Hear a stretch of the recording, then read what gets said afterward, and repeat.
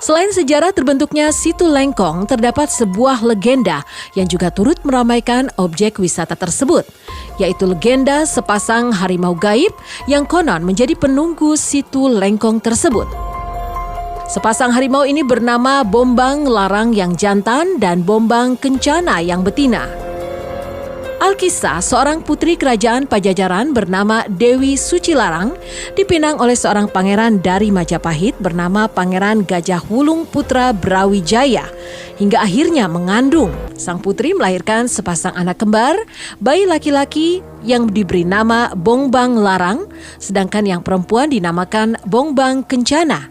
Sementara ari-ari kedua bayi dimasukkan ke dalam sebuah pendil tanah liat dan diletakkan di atas sebuah batu besar.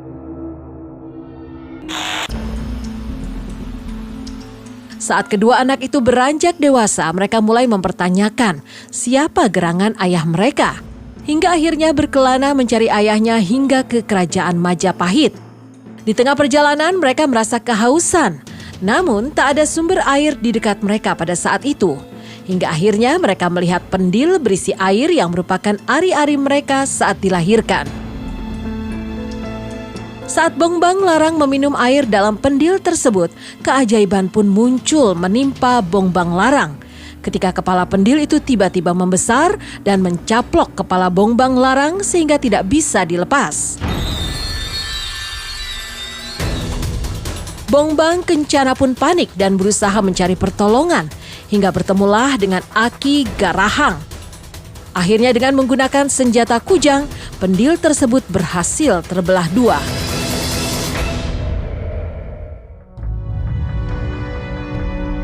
Sebelum melanjutkan perjalanan mereka ke Majapahit, mereka dirawat oleh Aki Garahang dan juga berguru beberapa ilmu kepadanya.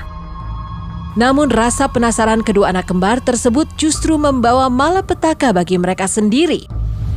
Saking senangnya mereka melihat sebuah kolam yang jernih dan berisi aneka ikan, mereka menceburkan diri ke dalam kolam itu untuk berenang. Sementara sang adik hanya membasuh kedua tangan dan wajah sambil merendamkan kedua kakinya. Betapa terkejutnya saat naik ke permukaan air, keduanya berubah wujud menjadi harimau. Kedua harimau ini lantas diurus oleh Raja Panjalu saat itu.